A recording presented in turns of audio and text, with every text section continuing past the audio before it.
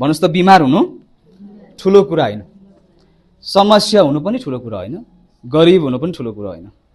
Amen भन्नुस् न अब यसको लागि चाहिँ।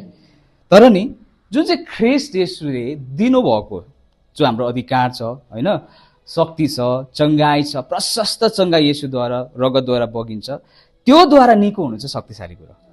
हामी भन्नुहोस् न, तपाईँ भन्नुहुन्छ मेरो बिमारै ठुलो, मेरो समस्या नै ठुलो भनेर सोच्नु, त्यो ठुलो कुरो होइन, त्यो जग्गामा आइपुग्नु ठुलो कुरो होइन। आज नै तपाईँले परमेश्वरले तपाईँलाई निको पार्नुहुन्छ।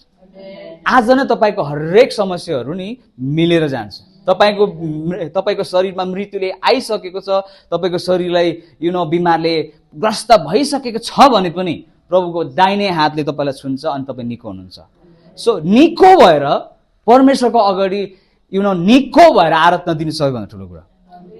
कतिजनाको सेवकाई पछि त्यही हो, जिन्दगीमा तपाईँ हुन्छ म चाहिँ केसेरो गरिब भएको, म चाहिँ केसेरो बिमार भएको भनेर सोच्दैछ नि, अब निको भएर प्रभुलाई देखाइदिनुहोस्।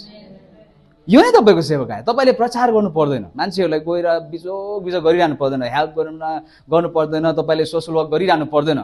तपाईँले आफ्नो शरीरलाई वर्क गर्नुहोस्। हामी भन्नुहोस् न, आफ्नै जीवनमा काम गर्नुहोस् त, निको हुनुहोस् त, तपाईँको जीवन देखेर अरूले परमेश्वरलाई पत्याउनुहुन्छ। यो नै तपाईँ कतिजना चाहिँ यही नै हो क्या, तपाईँको घर गरिब छ भने नि यो ठुलो कुरो होइन। अब त्यो भत्किँदै गरेको घरलाई, गरिब भएको घरलाई धनी भएर देखाइदिनुहोस्, तर ख्रीष्ट येशूमा भएर। यो प्रभुले आज ठुलो मलाई चुनौतीपूर्वक प्रभुले वचन दिनुभयो। त्यही कारण प्रभुले भनेको, त्यही कारण पौलले भनेको I can do all things through Christ. नेपालीमा के भन्छ? म सब कुछ गर्न सक्छु कोद्वारा? येशूद्वारा। किनकि उहाँले मलाई के दिनुहुन्छ? शक्ति दिनुहुन्छ। जुन चाहिँ शक्ति तपाईँलाई दिनुभएको छ नि, अब त्यो शक्तिले चाहिँ तपाईँको शरीरलाई निको पार्नुहोस् न त। जुन चाहिँ शक्ति, जुन चाहिँ हिलिङ तपाईँलाई अलरेडी क्रुसद्वारा दिइसक्नु भएको छ।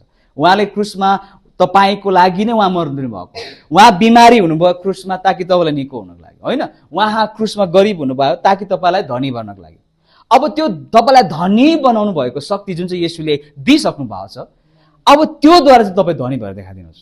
त्यो जीवनद्वारा चाहिँ तपाईँ आफ्नो जीवनलाई परिवर्तन गरेर देखाउनुहोस्। त यो नै सबैभन्दा ठुलो आराधना तपाईँको जीवनको। आमेन भन्नुहोस् न। मान्छेहरू चाहिँ के गर्छ भने नि, म प्रभुलाई सेवकाई गर्छु, आराधना गर्छु भनेर चाहिँ आफ्नो जीवन बिमारमा राखेर हुँदैन। पहिला तपाईँ निको हुनुहोस् अनि अरूलाई पनि निको पार्नुहोस्। पहिला आफू धनी हुनुहोस् अनि अरूलाई पनि तपाईँले धनी बनाउन सक्नुहुन्छ। पहिला आफूले प्रभुमा बलियो हुनुहोस् अनि अरूलाई पनि बलियो पार्नुहोस्।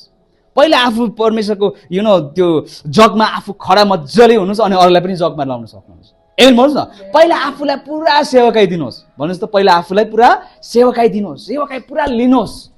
तपाईँ अहिले सेवकाई अहिले ठाउँमा आउनु भएको छ, सेवकाई लिनु आउनु भएको। अब 1-2 दिनमा तपाईँले सेवकाई दिन सुरु गर्नुहुन्छ, किनभने यो ठाउँ चाहिँ नि सेवकहरूलाई वृद्धि गर्ने, सेवकहरूलाई शक्तिशाली बनाउने जग्गा।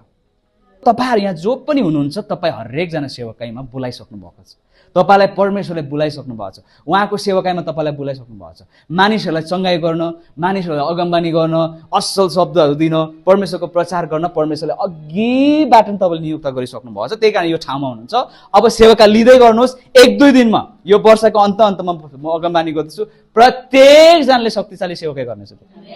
यो कोठामा जतिजना पनि आउँछ, आइ एम 100% स्योर कि तपाईँले अब यो वर्षको लास्टदेखि उता नि नेक्स्ट इयरदेखि नि तपाईँले आफ्नो आफ्नो घरमा सेवकाई सुरु गर्नुहुन्छ। घर घरमा तपाईँको एउटा सानो बेडरुम एरियालाई अधिकार हो। आज म भन्दछु, मेरो शरीरमा पूर्ण रूपमा चङ्गाई आइसकेको छ।